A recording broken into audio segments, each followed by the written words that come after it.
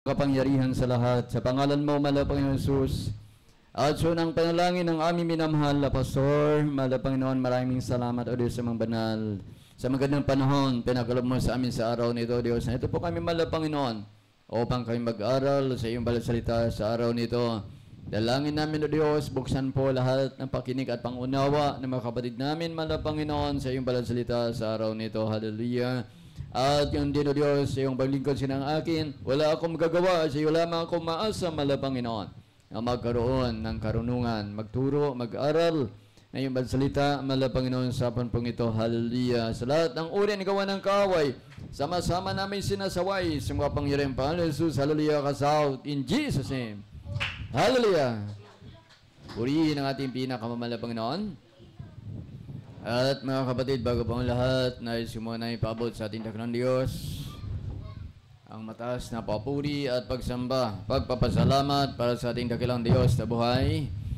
Praise God at dubling paggalang sa ating mga magulang, sa ating mahal na Panginoon, sa ating minamahal na Pastor, Evangelist Wildy Estrada Almeida, at yun din sa beloved children, ang ating minamahal na Pastor, at siyang mabuti at magandang alaala para sa ating lahat. Na tayo po ay tinuruan at iniwanan na isang magandang halimbawa ng ating beloved Assistant Pastor. At tayo po ay nagpapatuloy sa ating paglilingkod sa ating mahal na Panginoon. Sa inyo mga kapatid, magandang hapon sa inyong lahat. Sa lahat naman nandirito, purihin ang ating pinakamamahal na Panginoon, sa mga kapatid natin, mga datihan, mga baguhan, maging sa lahat na naabot ng tinig nito. Magandang hapon sa inyong lahat, mga minamahal ko. Palakpakan po natin ang ating pinakamamahal na Panginoon. Amen. Purihin ang ating dakilang Diyos. At tayo po panadali na mag-aral sa salita ng Diyos, mga kapatid. Ang sabi ng Biblia, bagamat ang Diyos ay hindi natin nakikita, mga kapatid, subalit tayo po ay nagsisampalataya sa ating pinakamamahal na Panginoon. Bagamat hindi siya natin nakita, mga kapatid, subalit tayo po ay inibig po natin ang ating pinakamamahal na Panginoon. Amen.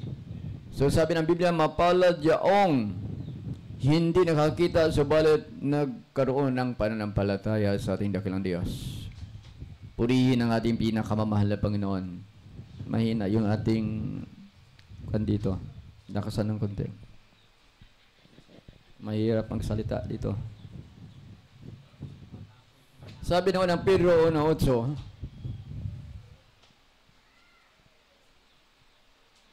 buksan po natin unang Pedro 1:8. Dito po na mahal sa aklat ng unang Pedro, titulo 1 hanggang 8. Titulo 1, talatang 8. Sabi po dito, sapagkat kung nasa inyo ang mga bagay na ito at sumasagana, ay hindi kayo pababayaang maging mga tamad o mga walang bunga sa pagkakilala sa ating Panginoong Jesucristo. Amen. Amen. Sabi na Biblia, mga kapatid, medyo mali yung ating nabasa, so na Pedro 1:8, ang sabi dito, na hindi ninyo nakikita ay inyong iniibig. Bagamat ngayon ay hindi ninyo siya nakikita, kayon may inyong sinasampalatayanan na kayo'y nagagalak na totoo, na may galak na di masayod at pospos ng kalawalhatian. Amen. Bagamat ang Diyos, mga kapatid, hindi po natin nakikita, subalit may kapangyarihan at naramdaman po natin na tayo po ay nagkaroon ng kagalakan na hindi masayod. Yung kasiyahan, hindi po natin naramdaman nung araw na tayo pa hindi pa nakakilala sa Diyos, mga kapatid. Dito po naranasan po natin ang kaligayahan, hindi kayang bayaran ng salapi o pira, mga kapatid ko. Dito naramdaman po natin. Amen. Amen. At yan, napatunayan po natin, mga kapatid, sa ating paglilingkod sa ating pinakamamahal na Panginoon. Magmula mo tayo na nakakilala sa ating dakilang Diyos, mga kapatid. Mayroon po tayong kagalakang nakakamtan mula sa ating pinakamamahal na Panginoon. Amen. Amen. Kaya, mga kapatid, napakapalad po natin. Sapagkat noong araw na tayo pa hindi pa nakakilala sa ating pinakamamahal na Panginoon, ang ating buhay, mga kapatid, malungkutin. Amen. Sapagkat ang karan ng Diyos, ang sabi ng Biblia, ay hindi pagkain at hindi pag-inom, kundi ang kagalakan sa Espiritu Santo. Yan ang kaharian ng ating pinakamamahal na Panginoon. Palakpakan muna natin na malakas ang ating daklang Diyos sa buhay. Amen. Tayo po ay natutuwa, tayo po ay nagagalak, mga kapatid ko, sa ating paglilingkod sa ating pinakamamahal na Panginoon. Bakit? Dahil tayo po ay pinasasaya ng ating pinakamamahal na Panginoon. Amen.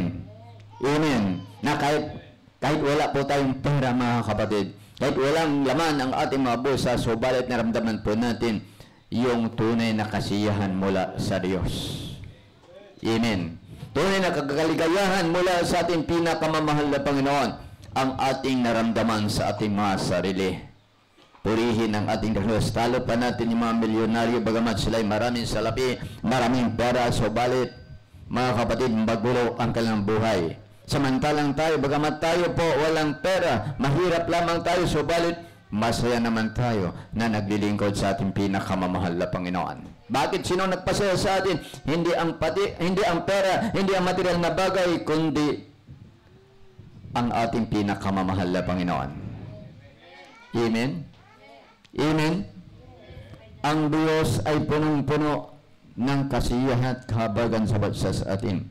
Yung mga magulong buhay, yung mga malungkot na buhay, mga kabay ko, ito po ay binibigyan ng kasiyahan ng ating pinakamamahal na Panginoon. Katulad natin, mga kabad, nung araw, malungkotin ang ating buhay dahil tayo po alipin ng mga karamdaman, alipin ng bisyo, alipin ng lahat ng mga bagay masama. Subalit ngayon, mga kapatid ko, naging alipin po tayo ng kagalakan mula sa ating pinakamamahal na Panginoon.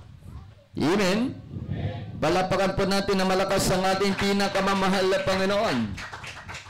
Kaya mga kapatid, hindi lamang material na bagay ang maning makapagbibigay na kasiyahan sa tao, sapagkat ang kailangan ng Diyos ay hindi ang material na bagay. Hindi ang pagkain o kaya pag-inom, mga kapatid ko. Yung ating naramdaman ay kagalakan sa Espiritu Santo na pinakalob sa atin ng ating pinakamamahal na Panginoon. Buksan po natin ang Roma 14:17 at alon sa 19. Dito sa Roma 14:17-19. Sapagkat ang kaharian ng Diyos ay hindi ang pagkain at pag-inom, kundi ang katuwiran at ang kapayapaan at ang kagalakan sa Espiritu Santo. 19. Kaya nga sundin ang mga bagay na makapapayapa at mga bagay na makapagpapatibay sa isa't isa. Amen. Amen. Purihin ang ating pinakamamahal na Panginoon. Ang utos dito, mga kapatid ko, sundin ang mga bagay na maaaring makapagpapayapa at yung mga bagay na maaaring makapagtitibay sa ating paglilingkod sa Diyos. Amen. Amen. Yung makapagpapatatag sa ating pananampalataya. Purihin ang ating mahal na Panginoon. Ang sabi dito ng Roma 14:17, sapagkat ang karan ng Diyos ay hindi ang pagkain at pag-inom, kundi ang katuwiran at ang kapayapaan at ang kagalakan sa Espiritu Santo. Amen. Sa maling sabing, mga kapatid, kakaiba ang buhay sa mundo pong ito o sa sanglibutan pong ito kung atin pong ikumpara sa pamumuhay spiritual. Sa sanglibutan, mga kapatid ko, kahit tayo maraming salapi, kahit tayo maraming pera, malungkot pa rin. Hindi pa rin natin naramdaman yung tamang kasiyahan sa ating sarili. Hindi pa rin natin naramdaman yung tamang kagalakan sa ating sarili. Mayroon pa rin tayong hinahanap. Ano po ito, mga kapatid? Yung kasiyahan na bigay ng ating pinakamamahal na Panginoon. Tingnan mo yung mga taong mayayaman. Yung mga taong maraming salapi, maraming pera, mga kapatid. Magulo ang buhay. Bakit, mga kapatid? Dahil sa salapi, dahil sa pera, mga kapatid. sila po ay naging masama ang buhay po nila dahil sa paghumaling sa salapi. Ngunit tayo bilang mga tunay na mga lingkod ng Diyos, mga kapatid, sapat na sa atin, meron po tayong panamit, meron po tayong pagkain, masaya na tayo doon. Bakit? Hindi yan ang tunay na kagalakan ng tao, kundi ang kagalakan natin ay sa piling na Diyos. Amen. Amen. Sa kaharian ng ating pinakamamahal na Panginoon, yun ang tunay nating kasiyahan. Kung tayo po ay nasa piling ng Diyos, kung tayo po ay nasa kaharian ng Diyos, mga kapatid, nandoon na ang totoo nating kasiyahan, hindi rito sa lupa. Ang material na bagay, mga kapatid, palamuti lamang yun sa buhay ng tao. Kung minsan yan pa ang nagpapahamak sa tao. Pag marami kang salapi, kung minsan kainggitan ka, hold upin ka, patayin ka pa. Kaya naging sanhi para ang tao, mga kapatid ko, ay mapahamak. Amen. Amen. So, balit sa Biblia, mga kapatid, may pagkain ka, may pananamit ka, matuwa ka na doon. Amen.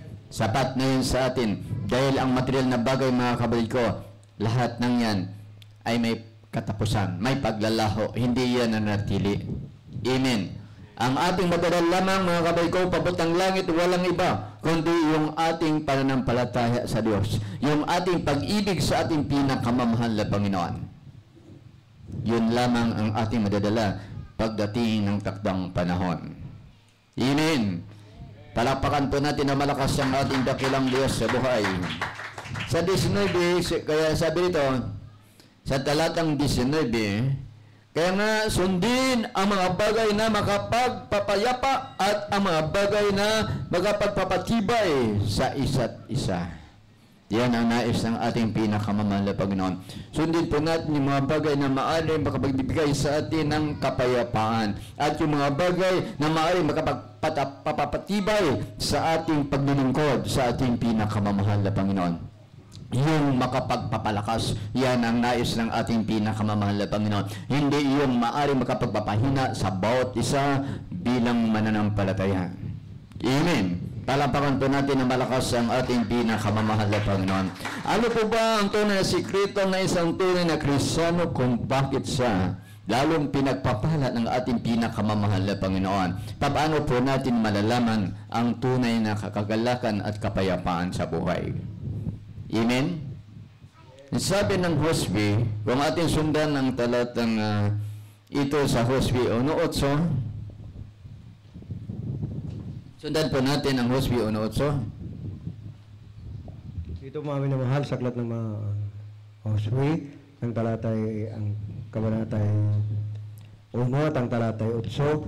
Ang aklat na ito ng kautusan ay huwag mahiwalay sa iyong bibig, kundi iyong pagbulay-bulayan araw at gabi, upang iyong masunod na gawin ang ayon sa lahat na nakasulat dito, sapagkat kung magkagayoy, iyong pagginawahin ang iyong lakad, at kung magkagayoy, magtatamo ka ng mabuting kawakasan. Amen. Amen. Ibig sabihin, mga kapatid, ang ating pag-asa sa tunay na kagalakan ay nakasaad sa Biblia.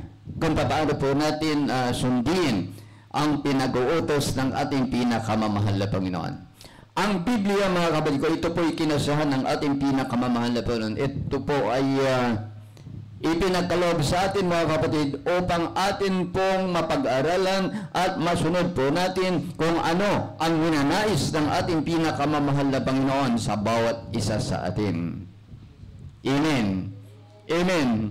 Kaya ang sabi rito, ang aklat na ito ng kautusan ay huwag mahiwalay sa iyong bibig, kundi iyong bulay-bulayan araw at gabi upang iyong masunod na gawin ang ayon sa lahat na nakasulat dito, sapagkat kung magkagayoy, iyong pagginawahin ang iyong lakad, at kung magkagayoy, magtatamo ka ng mabuting kawakasan. Amen. So sa madaling sabi, mga kapatid, ang Biblia, ito po ang ating kayamanan. Ang Biblia dito nakapaloob, mga kapatid, ang tamang programa ng ating pinakamamahal na Panginoon upang tayo po, mga kapatid ko, ay magkaroon na tunay na kasiyahan sa buhay. Ang tunay na kagalakan na kung saan, mga kapatid, ay hindi ito kayang bayaran ng anumang bagay o salapi o pera, mga kapatid. Amen. Ito ang ating tunay na kayamanan. Yung ating natutunan, yung ating napag-aaralan sa Biblia, yan ang tunay nating kayamanan. Yan ang madadala po natin patungong langit pagdating ng takdang araw. Amen. Palapakan po natin na malakas ang ating pinakamamahal na Panginoon. Hindi po natin madadala ang salapi o ang pera o material man na mga bagay sa langit.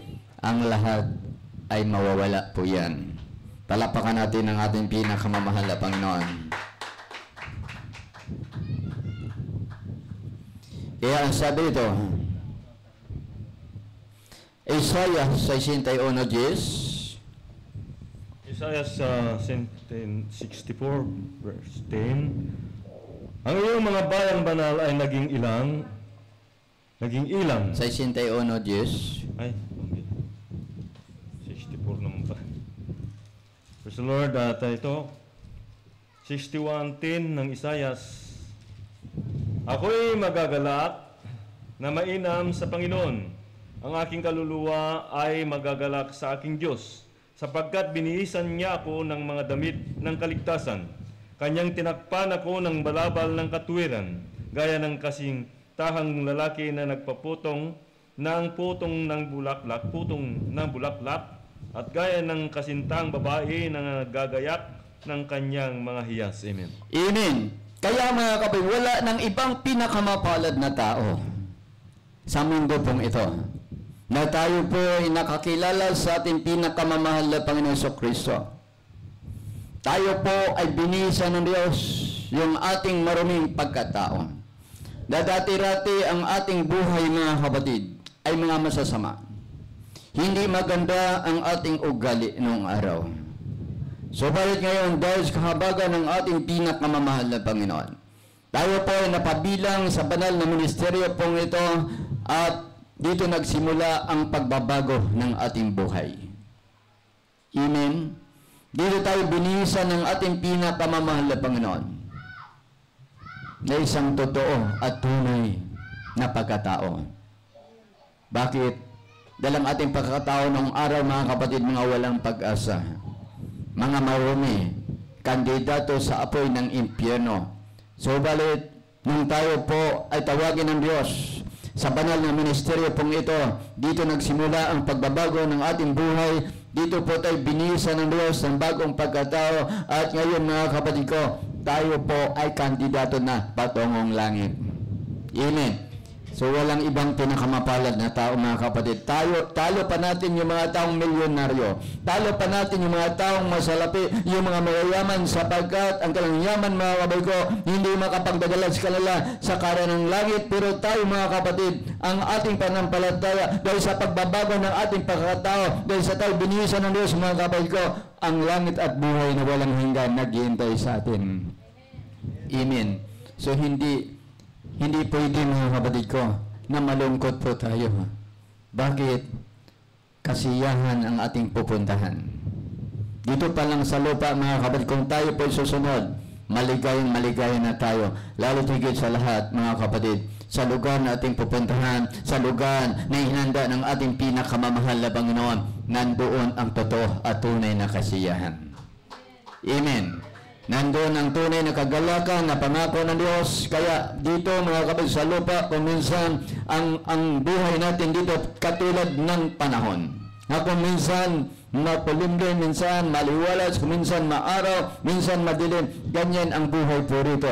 Parang gulong, kung minsan nasa taas ka, kung minsan nasa ilalim. Ngunit pagdating na takdang araw, mga kapatid, pag sa langit, puro kasiyahan na lamang ang ating maranasan. Amen. Dito lang tayo nagtitiis, mga kapatid. Dito lang tayo may problema. Dito lang tayo may karamdaman.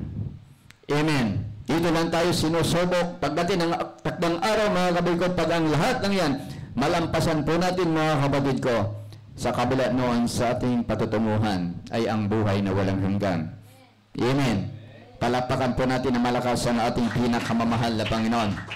Kaya nga tayo, mga kapatid ko, tayo po ay isang palaala ng ating pinakamamahal na Panginoon sa lahat ng mga Kristiyano, sa mga tinawag.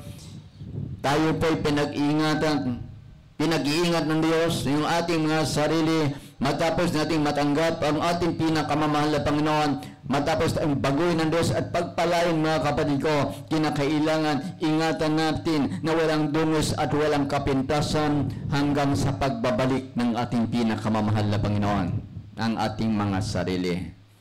Amen.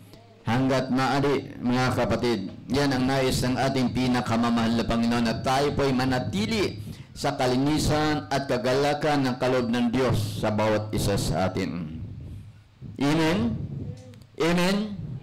Kaya ito, mga kapatid ko, ito po ay sinasamahan po natin ng pagtitiis ang ating paglilingkod sa ating pinakamamahal na Panginoon, para makamtan po natin yung totoo at tunay na kagalakan sa Espiritu Santo na kaloob ng ating dakilang Diyos. Unang Tesalonica 5, talatang 16 hanggang 19 at talon sa 22 at 23. Dito po, ma'am, naman sa aklat ng mga taga-Salonika, Kapitulo 5, at ang talata ay 16 hanggang 19, talon sa 22 hanggang 23. Magalak kayong lagi, magsipanalangin kayong walang patid.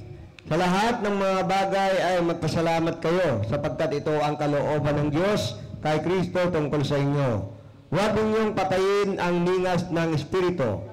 22.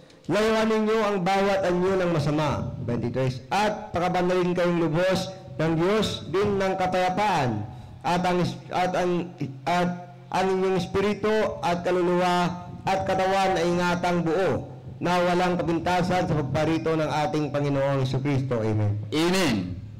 Ang mensaheng ito, mga kapatid ko, ay laging nagpapaalaala sa bawat isa sa atin na sa ating paglilingkod sa Diyos, mga kapatid ko, kinakailangan ingatan po natin ang ating mga sarili na hindi marumihan.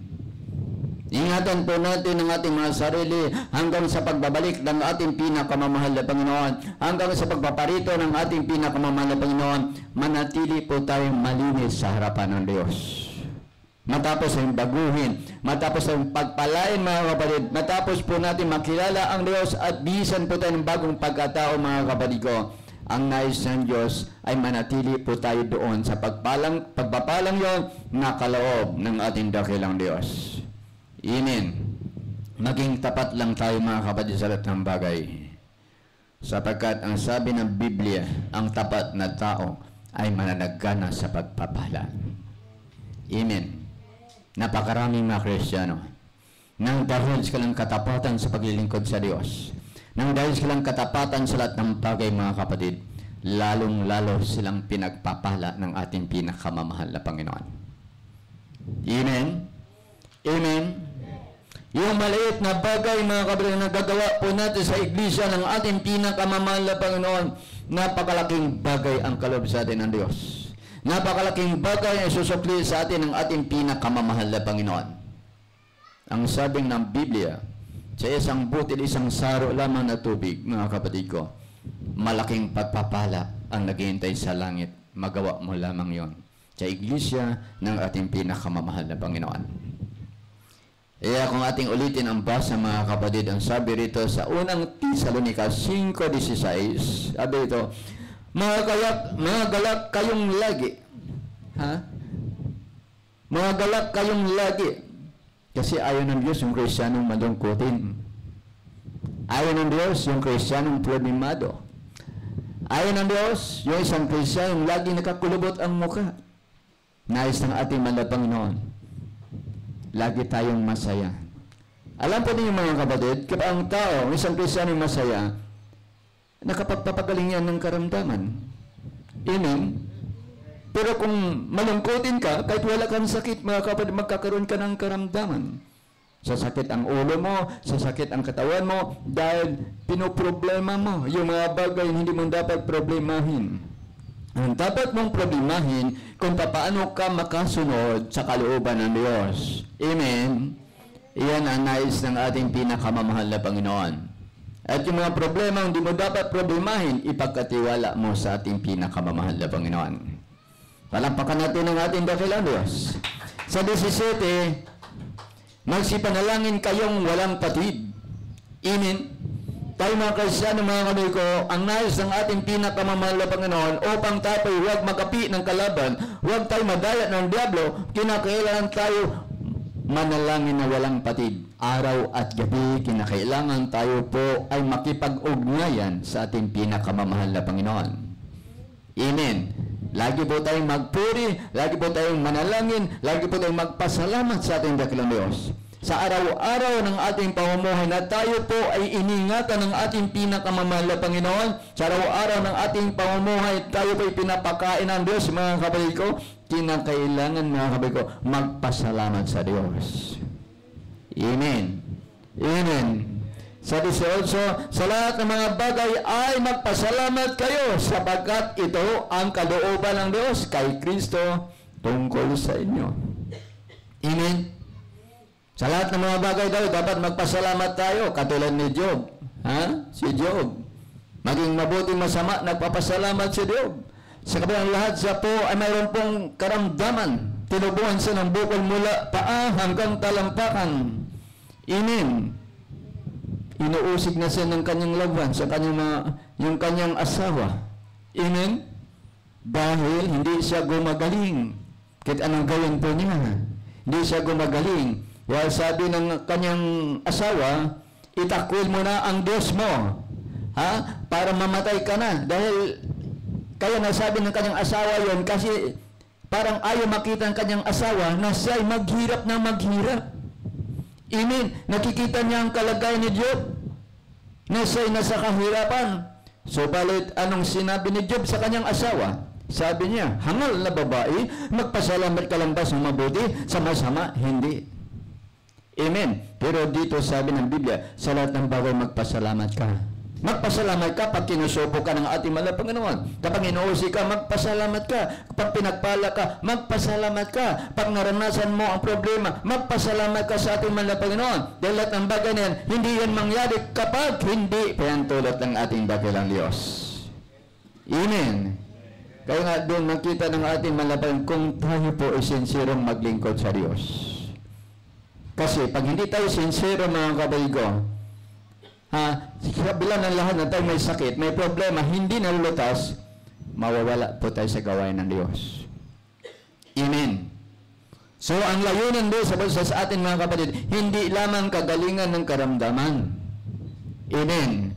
Hindi lamang yun ang layunin ng Diyos, kundi ang layunin ng Diyos, tayo magmana ng buhay na walang hanggan. Yan ang layunin ng ating pinakamamahal na Panginoon. Mayroon kasi, mga kapatid, pag pinagaling siya ng Diyos, antimano, automatic nawawala kagad yan sa gawain. Amen. Mayroon namang hindi gumagaling, pero nanatili sa gawain ng Diyos. Ibig sabihin, mga kapatid ko, nais ng ating pinakamamahal na Panginoon, na tayo ay masangkapan ng banal na Espiritu Santo para tayo maging matibay, maging matatag, kahit sa anumang pagsubok, mga kapatid ko, kahit sa anumang labanan, kaya nating harapin. Amen. Yan ang nais ng ating dakilang Diyos. Sabot sa atin dahil hindi naman puro saya ang ating naranasan dito, mga kapatid. Habang tayo pa narito, mga kapatid, minsan naranasan po natin na tayo po ay may mga problemang kinakaharap sa buhay. Amen. So, bali, hindi yun ang nais ng ating Diyos. Ang nais ng Diyos, yung mga bagay na hindi mo kayang gawin, ipagkatiwala mo sa ating dakilang Diyos. Yung kagalingan ng karamdaman, hindi po tayo nagpapagaling, kundi ang Diyos. Ipagkatiwala natin sa Kanya ang kagalingan sa ating mga karamdaman. Amen. Palapakan po natin ang ating pinakamamahal na Panginoon. Yan sabi dito sa 22, layuan ninyo ang bawat anyo ng masama. Amen? Layuan ang bawat anyo ng masama. Maraming masama, mga kapatid. Kahit sa isip natin, nakakasala po tayo. Naging masama po yun. Amen? Dahil ang Diyos, mga kapatid, wala pong mailihim sa atin. Lahat tayo ay hayag sa ating dakilang Diyos. Ang lahat ng ating mga isip, yung ating mga ginagawa, ay hayag sa harapan ng ating pinakamamahal na Panginoon. Wala po tayong maililihim, wala po tayong maitatago. Ang lahat ng yan ay lantad sa harapan ng Diyos. Ano man ang ating mga ginagawa, mga kapatid ko, ay hayag sa harapan ng ating mahal na Panginoon. Amen. At sa 23, at patabanalin kayong lubos ng Diyos din ng kapayapaan at ang inyong espiritu at kaluluwa at katawan ay ingatang buo na walang kapintasan sa pagparito ng ating Panginoong Hesukristo. Ito po ang nais ng Diyos. Kaya yung ating paglilingkod sa Diyos, mga kapatid ko, ang ating pananampalataya, ang ating pakakilala sa ating mahal na Panginoon, pag-ingatan po natin yan dahil yun ang ating kayamanan sa Diyos. Amen. Dahil pag wala tayo noon, mga kapatid ko, sayang yung kayamanan. Dahil ang ating kayamanan, mga kapatid ko, yung ating pananampalataya na manatili yung ating kalinisan sa harapan ng Diyos. Yan ang ating kayamanan, mga minamahal ko, bilang mga tunay na lingkod ng Diyos. Tayo po ay naging banal ng ating dakilang Diyos. Tayo po ay nilinis na ng ating pinakamamahal na Panginoon. Huwag na nating babalikan yung dating buhay, mga kasalanan. Sapagat wala pong naghintay sa atin na magandang bagay doon, mga kapatid, kundi ang kapamakan. Ngunit kung ating sundin ang mga palaala ng ating pinakamamahal na Panginoon, ang direksyon po nito, ang ating patutunguhan, ay yung kasiyahan at totoong kagalakan sa langit at buhay na walang hanggan. Palapakan po natin ang ating pinakamamahal na Panginoon. Nawa, mga kapatid, sa maiksing mensahe nito ay naunawaan po natin ang ating kalagayan bilang mga tunay na mga tinawag ng ating pinakamamahal na Panginoon, at ipamuhay po natin, panghawakan po natin ang salita ng Biblia. Amen. Palapakan natin ang